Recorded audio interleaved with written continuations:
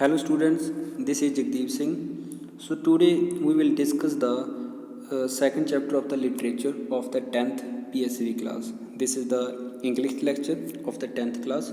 So we will discuss the second chapter, page number 29. This is in the literature book.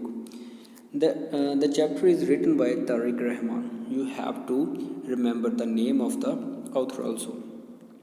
So here is a little illustration before the chapter. A man whose hobby was painting. ਇੱਕ ਇਨਸਾਨ ਜਿਸ ਦਾ hobby ਕੀ ਸੀ, ਸ਼ੌਂਕ ਕੀ ਸੀ, painting ਕਰਨਾ, mat with N accident, ਉਸਦਾ accident ਹੋ ਗਿਆ and ਅਤੇ lost his eyesight, ਉਸਨੇ ਜਿਹੜੀ ਆਪਣੀ ਦੇਖਣ ਦੀ ਸ਼ਕਤੀ ਸੀ ਉਹ ਗਵਾ ਦਿੱਤੀ। ਵਾਈਲ ਹੀ ਵਾਜ਼ ਇਨ ਦਾ ਹੌਸਪੀਟਲ, ਜਦੋਂ ਉਹ ਹੌਸਪੀਟਲ ਦੇ ਵਿੱਚ ਸੀ, ਨਯਮ, it is a name, his wardmate, ਜੋ ਉਸਦੇ ਨਾਲ ਉਹਦਾ ਵਾਰਡਮੇਟ ਸੀ, ਮੀਨਜ਼ ਇੱਕੋ ਕਮਰੇ ਦੇ ਵਿੱਚ ਰਹਿੰਦੇ ਸੀ ਉਹ, ਮਤਲਬ ਹੌਸਪੀਟਲ ਦੇ ਵਿੱਚ। ਐਨਕਰੇਜਡ ਹਿਮ, ਉਸਨੇ ਉਸਨੂੰ ਮਤਲਬ ਐਨਕਰੇਜ ਕੀਤਾ, ਉਤਸ਼ਾਹ ਦਿੱਤਾ ਉਸਨੂੰ ਟੂ ਪੇਂਟ ਅਗੇਨ, ਕਿ ਉਹ ਦੁਬਾਰਾ ਪੇਂਟ ਕਰੇ। ਨਯਮ ਡਿਸਕ੍ਰਾਈਬਡ ਡਿਫਰੈਂਟ ਸੀਨਸ, ਨਯਮ ਮਤਲਬ ਅਲੱਗ-ਅਲੱਗ ਤਰ੍ਹਾਂ ਦੇ ਸੀਨਸ ਨੂੰ ਉਸਦੇ ਵਾਸਤੇ ਡਿਸਕ੍ਰਾਈਬ ਕਰਦਾ ਸੀ, ਉਸਨੂੰ ਦੱਸਦਾ ਸੀ। ਐਂਡ ਹੀ ਪੇਂਟਡ ਦੈਮ, ਅਤੇ ਜਿਹੜਾ ਮਤਲਬ ਆਥਰ ਸੀ ਉਹਨਾਂ ਨੂੰ ਪੇਂਟ ਕਰਦਾ ਸੀ।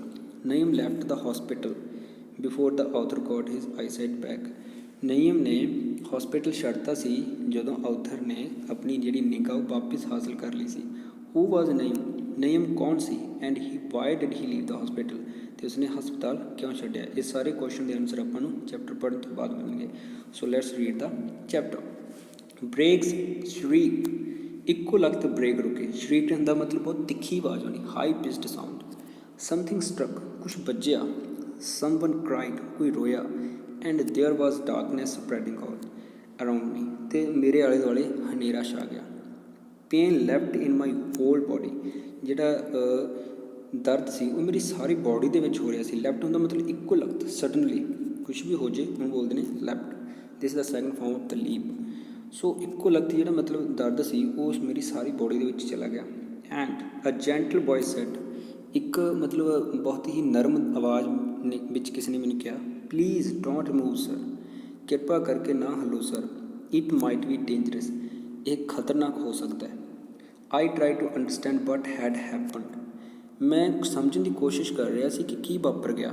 ਆਈ ਰਿਕਾਲਡ ਦਾ ਪ੍ਰੀ ਡਾਊਨ ਗਲੋ, ਮੈਂ ਮਤਲਬ ਜਦੋਂ ਕਿਸੇ ਦਾ ਐਕਸੀਡੈਂਟ ਹੁੰਦਾ ਸੋਚਦਾ ਨਾ ਵੀ ਮੇਰੇ ਨਾਲ ਕੀ ਹੋ ਗਿਆ, ਅਤੇ ਉਸਨੇ ਕਿਹਾ ਕਿ ਪ੍ਰੀ ਡਾਊਨ ਦਾ ਮਤਲਬ ਜੋ ਪਹਿਲਾਂ ਕੁਛ ਵੀ ਹੋਇਆ ਸੀ, ਜੋ ਪਹਿਲਾਂ ਮੇਰੀ ਜ਼ਿੰਦਗੀ ਦੇ ਵਿੱਚ ਗਲੋ ਸੀ, ਮੈਂ ਉਸਨੂੰ ਰਿਕਾਲ ਕਰਨ ਦੀ ਕੋਸ਼ਿਸ਼ ਕੀਤੀ। ਟਰੀਜ਼ ਐਂਡ ਫਲਾਵਰਸ, ਜੋ ਦਰਖਤ ਦੇਖਦਾ ਸੀ ਮੈਂ, ਕਿਉਂਕਿ ਉਸਨੇ ਹੁਣ ਆਪਣੀ ਆਈਸਾਈਟ ਗਵਾਤੀ ਸੀ। ਉਹ ਇੱਕ ਸੀਨ ਦੀ ਗੱਲ ਕਰ ਰਿਹਾ, ਜਿਹੜੇ ਦਰਖਤ ਦੇਖਦਾ ਸੀ, ਫੁੱਲ ਦੇਖਦਾ ਸੀ। ਦਾ ਡਿਊ ਵਾਥਡ ਗ੍ਰਾਸ, ਮਤਲਬ ਗ੍ਰਾਸ ਦੇ ਉੱਪਰ ਡਿਊ ਪੈ ਜਾਂਦੀ, ਜਿਹੜੀ ਤ੍ਰੇਲ ਹੁੰਦੀ ਹੈ। ਆਲ ਵੇਟਿੰਗ ਫਾਰ ਦਾ ਸਨਰਾਈਜ਼, ਜਿਹੜੇ ਸਾਰੇ ਸਨਰਾਈਜ਼ ਦੀ ਮਤਲਬ ਜਦੋਂ ਸੂਰਜ ਨਿਕਲਦਾ ਸੀ ਉਹਦੀ ਵੇਟ ਕਰਦੇ ਸੀ। I had imprisoned this all on the canvas, means ਜੋ ਵੀ ਇਹ ਸਾਰੀ ਸੀਨ ਦੀ ਗੱਲ ਕਰ ਰਿਹਾ ਕਿ ਉਹ ਸਭ ਨੂੰ ਕੈਨਵਸ ਦੇ ਉੱਪਰ ਉਤਾਰ ਦਿੰਦਾ ਸੀ, ਪੇਂਟ ਕਰ ਦਿੰਦਾ ਸੀ, ਕੈਦ ਕਰ ਲੈਂਦਾ ਸੀ। ਇੰਪ੍ਰਿਜ਼ਨਡ ਦਾ ਮਤਲਬ ਹੁੰਦਾ ਕੈਦ ਕਰਨਾ, ਉਹ ਸਭ ਨੂੰ ਕੀ ਕਰਦਾ ਸੀ, ਉਹ ਕੈਦ ਕਰਦਾ ਸੀ। ਮਾਈ ਮਾਸਟਰਪੀਸ ਮੀਨਸ ਉਹ ਸਭ ਨੂੰ ਕੀ ਕਹਿੰਦਾ ਸੀ, masterpiece, the joy of my life, ਜੋ ਮੇਰੀ ਜ਼ਿੰਦਗੀ ਦਾ ਆਨੰਦ ਸੀ। So I named it life, so ਇਸ ਕਰਕੇ ਮੈਂ ਇਸਨੂੰ ਕਿਹਦਾ ਨਾਮ ਦਿੱਤਾ ਸੀ, ਜ਼ਿੰਦਗੀ ਦਾ। ਦੈਨ ਆਈ ਰਿਮੈਂਬਰ, ਤਾਂ ਇਸ ਤੋਂ ਬਾਅਦ ਮੈਂ ਯਾਦ ਕੀਤਾ ਦਾ ਬਿਜੀ ਸਟਰੀਟ ਸੀਨ, ਜੋ ਮਤਲਬ ਜਿੱਥੋਂ ਲੰਘ ਰਿਹਾ ਸੀ ਉਹ ਬਹੁਤ ਬਿਜੀ ਸੀ ਸਟਰੀਟ, ਉਸ ਸੀਨ ਨੂੰ ਯਾਦ ਕੀਤਾ। ਦ ਰੋਅਰ ਆਫ ਟ੍ਰੈਫਿਕ, ਜਿਹੜੀਆਂ ਟ੍ਰੈਫਿਕ ਦੇ ਵਿੱਚ ਉੱਚੀਆਂ ਉੱਚੀਆਂ ਆਵਾਜ਼ਾਂ ਆ ਰਹੀਆਂ ਸੀ ਅਲਾਰਮ ਵਗੈਰਾ ਦੀਆਂ। ਦ ਕਾਰ ਐਂਡ ਦਾ ਕ੍ਰੈਸ਼, ਫਿਰ ਮੈਂ ਕਾਰ ਨੂੰ ਯਾਦ ਕੀਤਾ ਜੋ ਉਸਦੇ ਵਿੱਚ ਵੱਜੀ ਸੀ, ਅਤੇ ਕ੍ਰੈਸ਼ ਮੀਨਸ ਉਹ ਐਕਸੀਡੈਂਟ ਨੂੰ ਯਾਦ ਕੀਤਾ। My hand touched the bandages on my eyes, ਫਿਰ ਮੈਂ ਟੱਚ ਕੀਤੇ ਜਿਹੜੇ ਬੈਂਡੇਜ ਲੱਗੇ ਹੋਏ ਸੀ ਅਤੇ ਅੱਖਾਂ ਦੇ ਉੱਪਰ ਪੱਟੀ ਲੱਗੀ ਹੋਈ ਸੀ। ਬੈਂਡੇਜ ਦਾ ਮਤਲਬ ਹੁੰਦਾ ਪੱਟੀ, ਉਹਨੂੰ ਵੀ ਯਾਦ ਕੀਤਾ। ਨੋ ਗੋਡ, ਨਹੀਂ ਪਰਮਾਤਮਾ। ਆਈ ਮੋਨਡ ਨੋਟ ਦਿਸ, ਮੋਨ ਹੁੰਦਾ ਗਾ ਮਤਲਬ ਹੌਲੀ ਜਿਹੀ ਆਵਾਜ਼ ਦੇ ਵਿੱਚ ਦੁੱਖ ਪ੍ਰਗਟ ਕਰਨਾ, ਉਹਨੂੰ ਬੋਲਦੇ ਨੇ moan. My life was a nightmare of sounds, feelings, smells, tastes and dreadful depression, ਉਹ ਕਹਿ ਰਹੇ ਸੀ ਕਿ ਮੇਰੀ ਜਿਹੜੀ ਜ਼ਿੰਦਗੀ ਹੈ ਇੱਕ ਸੁਪਨਾ ਬਣ ਗਈ ਸੀ, ਜੋ ਬਹੁਤ ਡਰਾਵਨਾ ਸੁਪਨਾ ਹੁੰਦਾ ਉਹਨੂੰ ਬੋਲਦੇ ਨੇ ਨਾਈਟਮੇਅਰ, ਮਤਲਬ ਇੱਕ ਡਰਾਵਨਾ ਸੁਪਨਾ ਬਣ ਗਈ ਸੀ। ਕਿਸ ਦਾ, ਆਵਾਜ਼ਾਂ ਦਾ ਜਿਹੜਾ ਵੀ ਅਨੁਭਵ ਹੁੰਦਾ ਸੀ ਉਸਨੂੰ, ਜੋ ਸਮੈਲ ਆਉਂਦੀ ਸੀ, ਟੇਸਟ ਆਉਂਦਾ ਸੀ, ਅਤੇ ਡਿਪਰੈਸ਼ਨ ਦੇ ਵਿੱਚ ਉਹ ਚਲਾ ਗਿਆ ਸੀ। ਸਾਰਾ ਇੱਕ ਮਤਲਬ ਡਰਾਵਨਾ ਸੁਪਨਾ ਬਣ ਕੇ ਰਹਿ ਗਿਆ ਸੀ ਉਸਦੇ ਵਾਸਤੇ। It was a cage of darkness, ਇਹ ਹਨੇਰੇ ਦਾ ਇੱਕ ਪਿੰਜਰਾ ਸੀ। ਵਿਚ ਹੈਲਡ ਮੀ ਪ੍ਰਿਜਨਰ, ਜਿਸ ਨੇ ਮੈਨੂੰ ਕੈਦੀ ਬਣਾ ਕੇ ਰੱਖਤਾ ਸੀ। ਤਾਂ ਕਿਹੜੀਆਂ ਕਿਹੜੀਆਂ ਚੀਜ਼ਾਂ ਸੀ, darkness and me, that's all, ਮਤਲਬ ਹਨੇਰਾ ਅਤੇ ਮੈਂ, ਸਿਰਫ ਇਹੀ ਚੀਜ਼ਾਂ। ਟਾਈਮ ਸਟੁੱਡ ਸਟਿਲ, ਟਾਈਮ ਵੀ ਖੜ ਚੁੱਕਿਆ ਸੀ। ਦ ਸਨ ਰੋਜ਼ ਨੋ ਮੋਰ ਫॉर ਮੀ, ਸੂਰਜ ਮੇਰੇ ਲਈ ਉੱਗਣਾ ਬੰਦ ਕਰ ਦਿੱਤਾ ਸੀ, ਸੂਰਜ ਨੇ ਮਤਲਬ ਮੇਰੇ ਲਈ ਚੜ੍ਹਨਾ ਬੰਦ ਕਰ ਦਿੱਤਾ ਸੀ। ਦ ਬਲੂਮ ਆਫ ਫਲਾਵਰਸ, ਜਿਹੜੇ ਫੁੱਲ ਉੱਗਦੇ ਸੀ ਉਹ ਵੀ ਮੇਰੇ ਲਈ ਖਤਮ ਹੋ ਚੁੱਕੇ ਸੀ। ਦ ਸਟਰੀਮ, ਜੋ ਝਰਨੇ ਵਗਦੇ ਸੀ। The clear sky were just memory, ਜੋ ਮਤਲਬ ਸੋਹਣਾ ਅਤੇ ਸਾਫ਼ ਆਸਮਾਨ ਹੁੰਦਾ ਹੈ ਉਹ ਮੇਰੇ ਵਾਸਤੇ ਇੱਕ ਯਾਦ ਬਣ ਕੇ ਰਹਿ ਗਿਆ ਸੀ। Life seemed to be dying with me, ਜਿਹੜੀ ਜ਼ਿੰਦਗੀ ਸੀ ਉਹ ਮੇਰੇ ਨਾਲ, ਮੈਨੂੰ ਲੱਗਦਾ ਸੀ ਜਿਵੇਂ ਜ਼ਿੰਦਗੀ ਮੇਰੇ ਨਾਲ ਮਰ ਰਹੀ ਹੈ। Hours after hours I would lie on the bed, ਮਤਲਬ ਘੰਟੇ ਦੇ ਘੰਟੇ ਮੈਂ ਬੈੱਡ ਦੇ ਉੱਪਰ ਲੰਮਾ ਪਿਆ ਰਹਿੰਦਾ ਸੀ। As if I staring at the ceiling, ਜਿਵੇਂ ਕਿ ਮੈਂ ਛੱਤ ਵੱਲ ਦੇਖ ਰਿਹਾ ਹਾਂ। ਸਟੇਅਰਿੰਗ ਹੁੰਦਾ ਕਿਸੇ ਚੀਜ਼ ਵੱਲ ਟਕਟਕੀ ਬਣ ਕੇ ਦੇਖਣਾ, ਮਤਲਬ ਉਸੇ ਚੀਜ਼ ਵੱਲ ਦੇਖੀ ਹੀ ਜਾਣਾ। ਸੀਲਿੰਗ ਹੁੰਦਾ ਛੱਤ। ਤਾਂ ਇਸ ਤਰ੍ਹਾਂ ਉਹ ਕਹਿੰਦੇ ਵੀ ਮੈਨੂੰ ਇਸ ਤਰ੍ਹਾਂ ਲੱਗਦਾ ਸੀ ਜਿਵੇਂ ਛੱਤ ਵੱਲ ਹੀ ਦੇਖ ਰਿਹਾ ਹਾਂ। ਹਾਊ ਡੂ ਯੂ ਡੂ, ਤੁਸੀਂ ਕੀ ਕਰਦੇ ਹੋ। ਹੀ ਵਾਜ਼ ਮਾਈ ਬਾਰਡਮੇਟ, ਉਹ ਮੇਰਾ ਬਾਰਡਮੇਟ ਸੀ, ਮੀਨਸ ਮੇਰੇ ਨਾਲ ਹੀ ਕਮਰੇ ਵਿੱਚ ਸੀ। ਮੀਨਸ ਇੱਕ ਕਮਰੇ ਦੇ ਵਿੱਚ 3-3 4-4 ਬੈਂਚ ਲੱਗੇ ਹੁੰਦੇ ਨੇ ਅਗਰ ਹੌਸਪੀਟਲ 'ਚ ਦੇਖੋ ਤੁਸੀਂ। ਉਸਦਾ ਨਾਮ ਕੀ ਸੀ, ਨਈਮ। ਹੂ ਵਾਜ਼ ਨਾਊਨ ਐਜ਼ ਬੈੱਡ ਨੰਬਰ 29, ਜੋ ਕਿ ਬੈੱਡ ਨੰਬਰ 29 ਦੇ ਤੌਰ 'ਤੇ ਜਾਣਿਆ ਜਾਂਦਾ ਸੀ। That being the number of his bed, ਜੋ ਉਸਦੇ ਬੈੱਡ ਦਾ ਨੰਬਰ ਸੀ। ਆ ਸੌਫਟ ਸਪੋਕਨ, ਇੱਕ ਬਹੁਤ ਹੀ ਮੱਧਮ ਆਵਾਜ਼। ਚੀਰਫੁਲ ਮੈਨ, ਹਸਮੁਖਨ ਇਨਸਾਨ। ਹੂ ਕੰਫਰਟ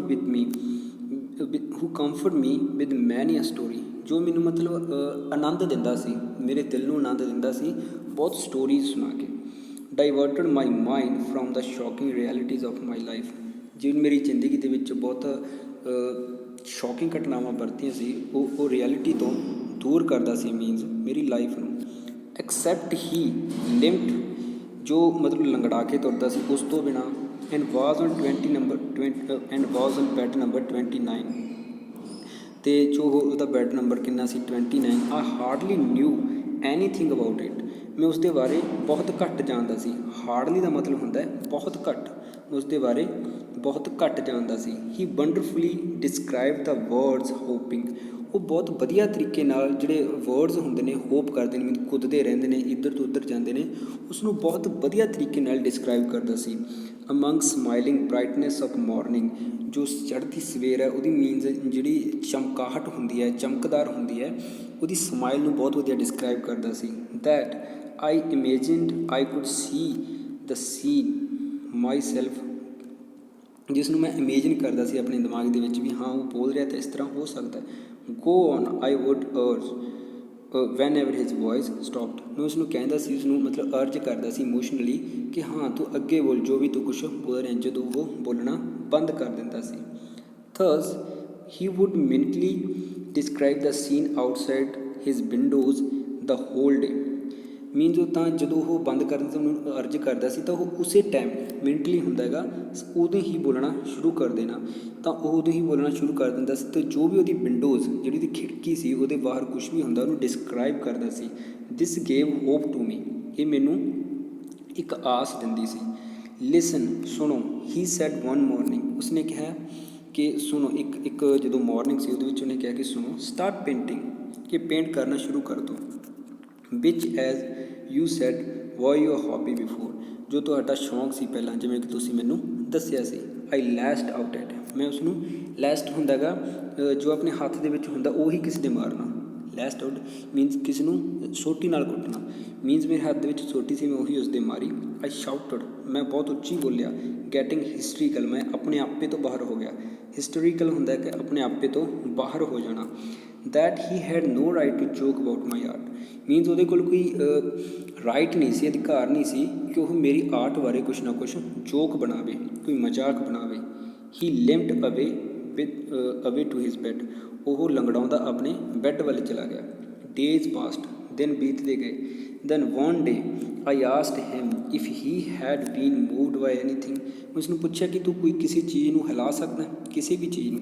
ਯੈਸ ਹੀ ਬਿਗੇਨ ਸਲੋਲੀ, ਉਸਨੇ ਕਿਹਾ ਹਾਂ। ਉਹ ਹੌਲੀ ਹੌਲੀ ਦੱਸਣ ਲੱਗਿਆ। ਵੈਲ ਮੈਨੀ ਥਿੰਗਸ, ਕਿ ਮੈਂ ਬਹੁਤ ਚੀਜ਼ਾਂ ਹਿਲਾ ਸਕਦਾ। ਹੀ ਸਡਨਲੀ ਬ੍ਰਾਈਟਨਡ, ਉਹਨੇ ਮਤਲਬ ਹੋਰ ਇਸ 'ਤੇ ਚਾਨਣਾ ਪਾਉਣਾ ਸ਼ੁਰੂ ਕਰ ਦਿੱਤਾ। ਯੈਸ ਹਾਂ। ਵਨਸ ਆਈ ਵਾਕਡ ਬਾਏ ਅ ਫਾਰਮ ਹਾਊਸ, ਇੱਕ ਦਿਨ ਮੈਂ ਇੱਕ ਫਾਰਮ ਹਾਊਸ ਵਿੱਚ ਗਿਆ ਸੀ। ਫਾਰਮ ਹਾਊਸ ਮੀਨਸ ਖੇਤ ਗਿਆ ਸੀ। On a golden October evening, ਇੱਕ ਬਹੁਤ ਹੀ ਸੋਨੇ ਰੰਗੀ ਈਵਨਿੰਗ ਸੀ। ਸੋਨੇ ਰੰਗੀ ਈਵਨਿੰਗ ਮੀਨਸ ਜਦੋਂ ਸੂਰਜ ਛਿਪ ਰਿਹਾ ਹੁੰਦਾ। And I saw a हेस्टैग। हेस्टैग ਹੁੰਦਾ ਕਿ हे ਦਾ ਮਤਲਬ ਹੁੰਦਾ ਤੂੜੀ, ਤੇ हेस्टैग ਦਾ ਮਤਲਬ ਹੁੰਦਾ ਇੱਕ ਤੂੜੀ ਦਾ ਬਹੁਤ ਵੱਡਾ ਢੇਰ। ਤੂੜੀ ਦਾ ਢੇਰ ਨਹੀਂ ਆਪਾਂ ਇੱਥੇ ਕਹਿ ਸਕਦੇ, ਆਪਾਂ ਕਹਿ ਸਕਦੇ ਹਾਂ ਕਿ ਭਰੇ ਹੁੰਦੇ ਨੇ ਕਣਕ ਦੇ, ਉਸ ਤਰ੍ਹਾਂ ਦੀ ਚੀਜ਼। ਇਟ ਵਾਜ਼ਨਟ ਸਟ੍ਰੋ, ਇੱਕ ਸਟ੍ਰੋ ਨਹੀਂ ਸੀ, ਇਹ ਮੀਨਸ ਕਰਚੇ ਨਹੀਂ ਸੀ, ਇਹ ਬਹੁਤ ਵੱਡਾ ਭਰਾ ਨਹੀਂ ਸੀ। ਇਟ ਵਾਜ਼ ਪਿਓਰ ਗੋਲਡ, ਇਹ ਖਰਾ ਸੋਨਾ ਸੀ। ਮੀਨਸ ਜੋ ਕਹਿ ਰਿਹਾ ਕਿ ਜਿਹੜਾ हेस्टैग ਹੈ, ਜੋ ਸਟ੍ਰੋ ਹੈ, ਉਸਨੂੰ ਇੱਕ ਖਰਾ ਸੋਨਾ ਦੱਸ ਰਿਹਾ ਸੀ। All around the world was ablaze with colour red leaves. ਉਹ ਕਹਿ ਰਿਹਾ ਸੀ ਕਿ ਜਿਹੜਾ ਜੋ ਡਿਸਕ੍ਰਾਈਬ ਕਰ ਰਿਹਾ ਸੀਨ ਨੂੰ, ਕੌਣ, ਨਯਮ, ਕਿ ਜਿਹੜਾ ਸਾਰਾ ਸੰਸਾਰ ਸੀ ਕਿਸ ਨਾਲ ਚਮਕਿਆ ਪਿਆ ਸੀ, ਰੈਡ ਲੀਵਸ ਕਲਰ, ਜਿਹੜੇ ਲਾਲ ਪੱਤੇ ਹੁੰਦੇ ਨੇ ਉਹ ਇਹੋ ਜਿਹਾ ਕਲਰ ਹੋਵੇ, ਉਹਦੇ ਨਾਲ ਸਾਰਾ ਸੰਸਾਰ ਕੀ ਸੀ, ਚਮਕ ਰਿਹਾ ਸੀ। ਉਹ ਅਕਤੂਬਰ ਦੀ ਉਸ ਈਵਨਿੰਗ ਨੂੰ ਡਿਸਕ੍ਰਾਈਬ ਕਰ ਰਿਹਾ। ਵਾਈਟ ਡਕਸ, ਚਿੱਟੀਆਂ ਬੱਤਕਾਂ, basking on the last golden rays of the sun setting on the blood red west.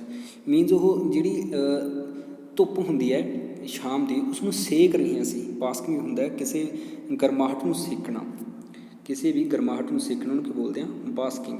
Means ਜਿਹੜੀਆਂ ਲਾਸਟ ਗੋਲਡਨ ਰੇਜ, ਜਿਹੜੀਆਂ ਲਾਸਟ ਰੇਜ ਸੀ ਕਿਸ ਦੀਆਂ, ਧੁੱਪ ਦੀਆਂ, ਉਸਨੂੰ ਸੇਕ ਰਹੀਆਂ ਸੀ। ਜਿਹੜੇ ਕਿ ਮਤਲਬ ਬਲੱਡ ਰੈਡ ਵੈਸਟ ਜਿਹੜੀ ਪੱਛਮ ਸੀ, ਜਦੋਂ ਸੂਰਜ ਛਿਪਦਾ ਹੈਗਾ, ਸਨਸੈੱਟ ਹੁੰਦਾ ਹੈ, ਜਿਹੜੀ ਪੱਛਮ ਹੁੰਦੀ ਹੈ ਉਹ ਖੂਨ ਵਰਗੀ ਲਾਲ ਹੋ ਜਾਂਦੀ ਹੈ, ਉਸ ਤਰ੍ਹਾਂ ਦੀ ਗੱਲ ਹੋ ਰਹੀ ਹੈ। ਦੇਅਰ, ਉੱਥੇ, ਆਈ ਸਟੂਡ ਐਂਡ ਗੈਸਪਡ ਅਨਏਬਲ ਟੂ ਮੂਵ, ਮੈਂ ਉੱਥੇ ਖੜ੍ਹਾ ਸੀ ਅਤੇ ਮਤਲਬ ਮੈਂ ਸਾਹ ਲੈਣਾ ਬੰਦ ਕਰ ਦਿੱਤੀ ਸੀ, ਮੈਂ ਮੂਵ ਵੀ ਨਹੀਂ ਹੋ ਰਿਹਾ ਸੀ, ਬਿਲਕੁਲ ਐਂ ਖੜ੍ਹ ਗਿਆ ਸੀ, ਕਿਉਂਕਿ ਇੰਨਾ ਸੋਹਣਾ ਸੀਨ ਸੀ ਉਹ। ਵਾਟ, ਕੀ, ਆਈ ਕ੍ਰਾਈਡ, ਮੈਂ ਉੱਚੀ ਬੋਲਿਆ। ਡਿਡਨਟ ਯੂ ਪੇਂਟ ਇਟ, ਤੁਸੀਂ ਇਸ ਨੂੰ ਪੇਂਟ ਨਹੀਂ ਕੀਤਾ। ਦੇਅਰ ਵਾਜ਼ ਐਨ ਅਨਈਜ਼ੀ ਸਾਈਲੈਂਸ, ਉੱਥੇ ਮਤਲਬ ਇੱਕੋ ਦਮ ਚੁੱਪ ਛਾ ਗਈ। ਵਿਚ ਐਂਬੈਰਸਡ ਮੀ ਫॉर ਹੈਵਿੰਗ ਆਸਕਡ ਸੱਚ ਅ ਕੁਐਸਚਨ ਆਫਟਰ ਆਲ। ਤਾਂ ਮੀਨਸ ਉਸਨੇ ਮੈਨੂੰ ਬਹੁਤ ਜ਼ਿਆਦਾ ਨਿਰਾਸ਼ ਕਰ ਦਿੱਤਾ ਸੀਗਾ, ਕਿਉਂਕਿ ਪਹਿਲਾਂ ਮੀਨਸ ਉਸਨੇ ਮੈਨੂੰ ਇੱਕ ਕੁਐਸਚਨ ਪੁੱਛਿਆ ਸੀ ਕਿ ਤੁਸੀਂ ਪੇਂਟ ਕਰ ਸਕਦੇ ਹੋ, ਪਰ ਬਾਅਦ 'ਚ ਮੈਂ ਇਹੀ ਕੁਐਸਚਨ ਪੁੱਛਿਆ ਕਿ ਤੁਸੀਂ ਉਸਨੂੰ ਪੇਂਟ ਨਹੀਂ ਕੀਤਾ। It means it embarrassed me all after I thought everyone is not an artist। ਤਾਂ ਮੈਂ ਸੋਚਿਆ ਕਿ ਹਰ ਕੋਈ ਆਰਟਿਸਟ ਨਹੀਂ ਹੁੰਦਾ। ਆਈ ਮੀਨ, ਮੇਰਾ ਮਤਲਬ ਹੈ, ਆਈ ਵੁੱਡ ਹੈਵ ਪੇਂਟਡ ਇਟ, ਕਿ ਮੈਂ ਇਸਨੂੰ ਪੇਂਟ ਕਰਦਾ। ਆਈ ਸੈਡ ਹਰੀਡਲੀ, ਮੈਂ ਇਸਨੂੰ ਬਹੁਤ ਜਲਦੀ ਵਿੱਚ ਕਹਿ ਦਿੱਤਾ। Why don't you paint it, ਕਿ ਤੁਸੀਂ ਇਸ ਨੂੰ ਪੇਂਟ ਕਿਉਂ ਨਹੀਂ ਕੀਤਾ। ਉਹ ਬਾਅਦ 'ਚ ਸੌਰੀ ਫੀਲ ਕਰ ਰਿਹਾ। It is in my mind, ਇਹ ਮੇਰੇ ਦਿਮਾਗ ਵਿੱਚ ਹੈ। And I know you can paint it, ਅਤੇ ਮੈਂ ਜਾਣਦਾ ਕਿ ਤੁਸੀਂ ਇਸਨੂੰ ਪੇਂਟ ਕਰ ਸਕਦੇ ਹੋ। ਡੂ ਪਲੀਜ਼ ਸੇ ਯੈਸ, ਕਿ ਤੁਸੀਂ ਹਾਂ ਕਹੋਗੇ। ਹੀ ਪਲੀਅਡ, ਉਸਨੇ ਮੈਨੂੰ ਪ੍ਰਾਰਥਨਾ ਕੀਤੀ। ਪਲੀਅਡ ਹੁੰਦਾ ਕਿ ਇਮੋਸ਼ਨਲੀ ਕਿਸੇ ਨੂੰ ਰਿਕੁਐਸਟ ਕਰਨੀ। And before I new what I did, ਅਤੇ ਮੈਂ ਜਾਣਦਾ ਸੀ ਕਿ ਮੈਂ ਪਹਿਲਾਂ ਕੀ ਕੀਤਾ ਸੀ। ਉਸਦੇ ਸੋਟੀ ਮਾਰੀ ਸੀ ਅਤੇ ਉਸਨੂੰ ਸ਼ਾਊਟਲੀ ਬਹੁਤ ਬੋਲਿਆ ਸੀ ਕਿ ਉਸਨੇ ਜਦੋਂ ਮੈਨੂੰ ਕਿਹਾ ਸੀ ਕਿ ਤੁਸੀਂ ਪੇਂਟ ਕਰੋ ਦੁਬਾਰਾ, ਤਾਂ ਮੈਂ ਇਹ ਸਾਰਾ ਕੁਛ ਜਾਣ ਤੋਂ ਬਾਅਦ ਵੀ ਮੈਂ ਕੀ ਕੀਤਾ, ਯੈਸ ਕਰਤੀ, ਹਾਂ ਕਰ ਦਿੱਤੀ। ਮਾਈ ਲਾਈਫ ਟੁੱਕ ਅ ਨਿਊ ਟਰਨ, ਮੇਰੀ ਜ਼ਿੰਦਗੀ ਨੇ ਇੱਕ ਨਵਾਂ ਮੋੜ ਲੈ ਲਿਆ। He had provided everything needed for painting and van the hospital attendants cried out in the surprise as they entered the room, he made them quiet। ਉਸਨੇ ਮੈਨੂੰ ਸਭ ਕੁਝ ਲੈ ਕੇ ਆ ਕੇ ਦਿੱਤਾ ਜੋ ਕਿ ਪੇਂਟਿੰਗ ਵਾਸਤੇ ਜ਼ਰੂਰੀ ਸੀ। ਅਤੇ ਜਦੋਂ ਵੀ ਹੌਸਪੀਟਲ ਦੇ ਜਿਹੜੇ ਅਟੈਂਡੈਂਟ ਨੇ, ਮੀਨਸ ਨਰਸਿਸ ਵਗੈਰਾ ਹੁੰਦੀਆਂ ਸੀ, ਉਹਨਾਂ ਨੂੰ ਚੁੱਪ ਕਰ ਦਿੰਦਾ ਸੀ, ਕਿਉਂਕਿ ਮੈਨੂੰ ਪੇਂਟ ਕਰਦੇ ਨੂੰ ਦੇਖਦੀਆਂ ਸੀ, ਸਰਪ੍ਰਾਈਜ਼ ਹੋ ਜਾਂਦੇ ਸੀ, ਕਿਉਂਕਿ ਆਈ ਐਮ ਦਾ ਬਲਾਈਂਡ। ਅਤੇ ਜਦੋਂ ਉਹ ਰੂਮ ਦੇ ਵਿੱਚ ਐਂਟਰ ਕਰਦੇ ਸੀ, ਉਹਨਾਂ ਨੂੰ ਚੁੱਪ ਕਰਾ ਦਿੰਦਾ ਸੀ। ਦੈਨ ਦ ਮਿਰੈਕਲ ਸਟਾਰਟਡ, ਤਾਂ ਇੱਕ ਮਤਲਬ ਉੱਥੇ ਮਿਰੈਕਲ ਹੋ ਗਈ। ਮੀਨਸ ਆਪਾਂ ਕਹਿ ਸਕਦੇ ਕਿ ਅਦਭੁਤ ਘਟਨਾ ਵਾਪਰਨ ਲੱਗੀ। ਵਿਦ ਈਗਰ, ਬਹੁਤ ਈਗਰਲੀ, ਮਤਲਬ ਬੇਸਬਰੀ ਨਾਲ। ਬਟ ਆਲਮੋਸਟ ਟਰੈਂਬਲਿੰਗ ਫਿਗਰ, ਜਿਹੜੇ ਮੇਰੇ ਹੱਥ ਸੀ ਉਹ ਕੰਬ ਰਹੇ ਸੀ। I started drawing a scene I had once admired, ਮੈਂ ਇੱਕ ਸੀਨ ਨੂੰ ਮਤਲਬ ਛਾਪਣ ਲੱਗ ਗਿਆ ਜਿਸ ਵਾਸਤੇ ਮੇਰੀ ਪਹਿਲਾਂ ਬਹੁਤ ਜ਼ਿਆਦਾ ਪ੍ਰਸ਼ੰਸਾ ਹੋਈ ਸੀ।